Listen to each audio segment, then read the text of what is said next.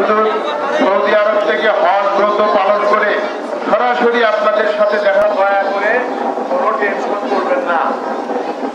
আমরা সরকারের পক্ষ থেকে, বাংলাদেশ আওয়ামী লীগের পক্ষ থেকে আমরা সার্বক্ষণিক আমাদের যে বন্যা, এই ফুলছড়ির প্রত্যেকটা ইউনিয়নকে আমরা মনিটর করছি। আমাদের চরাঞ্চলের অধিকাংশ মানুষ বর্তমানে পানিবন্দী। এই সমস্ত রাস্তাঘাটের ক্ষতিগ্রস্ত হবে ইনশাআল্লাহ। বন্যা পরবর্তী সময়ে আমরা কোনো টেনশন করবেন না। ভালো থাকবেন, সবাইকে ধন্যবাদ। জয় বাংলা, জয় বঙ্গবন্ধু।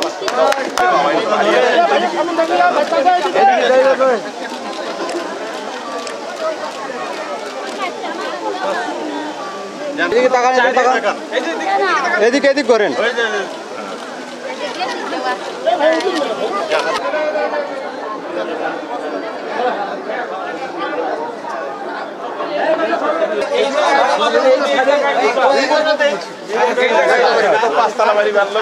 আমি ইতিমধ্যে নির্দেশনা দিয়েছি, আমরা যে স্পটগুলোতে পেয়েছি সবাইকে, একজন লোকও বাদ থাকবে না। এবং আমি আজকে ইতিমধ্যে এখানে ইউনো সাহেব আছেন, আমার প্রশাসনের কর্তা ব্যক্তিরা আছেন, বিভিন্ন ইউনিয়ন পরিষদের চেয়ারম্যান এবং উপজেলার চেয়ারম্যান সহ নির্বাচিত প্রতিনিধিদের সাথে কথা বলেছি।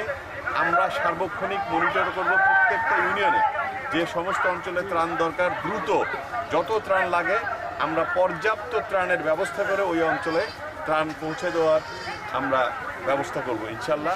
টেনশনের কোনো কারণ নাই। আর আমরা বিশ্বাস অতি দ্রুত হয়তো বা পানিও কমে যাবে, এবং পানি কমে গেলে বন্যা পরবর্তী যে দুর্ভোগ হয় মানুষের, আমাদের গ্রামীণ জনপদের কাঁচা রাস্তাগুলো নষ্ট হয়ে যায়, আমাদের স্কুল কলেজ ক্ষতিগ্রস্ত হয়।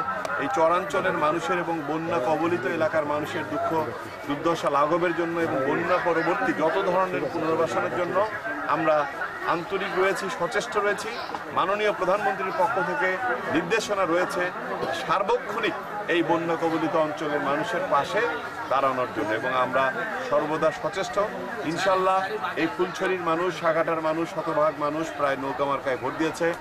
বঙ্গবন্ধু কন্যা জননেত্রী শেখ হাসিনার প্রতি আস্থিশীল, একটা মানুষও এখানে কষ্ট পাবে না, এই কথাটা আমি বলতে পারি। এখন যে অঞ্চলের মানুষগুলো পানিতে আটকা রয়েছে তাদের ঘরে ঘরে যেতে হবে, তাদের পাশে দাঁড়াতে হবে। ছোটোখাটো সমস্যা, অনেক অসুখ বিসুখ হয়ে থাকে, সেইগুলো সমাধান করা। এবং সমাজের সকল স্তরের মানুষকে আমি আহ্বান জানাবো, শুধু নির্বাচিত প্রতিনিধি বাংলাদেশ আওয়ামী লীগের নেতৃবৃন্দ নয়, সমাজের সচ্ছল ব্যক্তি যারা রয়েছেন সবাই স্ব স্থান থেকে আমরা তাদের পাশে দাঁড়ালে ইনশাল্লাহ এই দ্রুত সমস্যার সমাধান। আমরা যেটা করতে হবে, এখানে ইউনো সাহেব আছেন, আমরা অলরেডি 2টি উপজেলার নির্দেশনা দিয়েছি।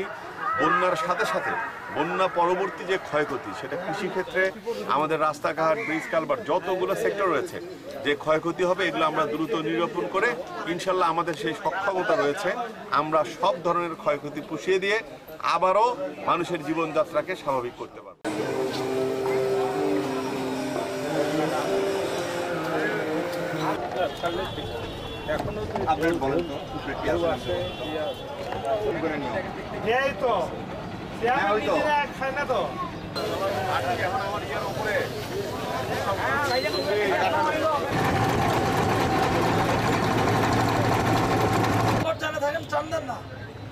যাচ্ছি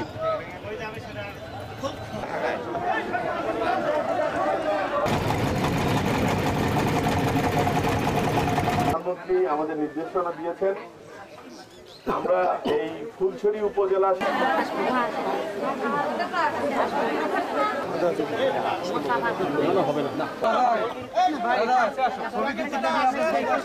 আপনারা শেখ হাসিনার নেতৃত্বের প্রতি মাননীয় প্রধানমন্ত্রীর জন্য